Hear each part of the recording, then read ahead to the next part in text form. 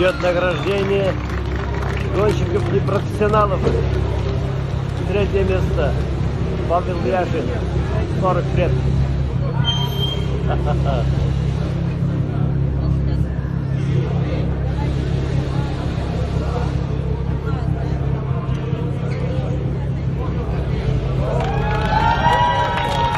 Второе место. За 40 лет мужик. На третьем месте.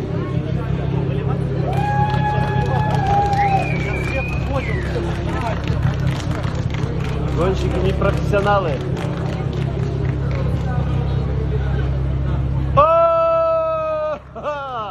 И на первом месте Рустам Фатхутдинов, мальчик, школьник.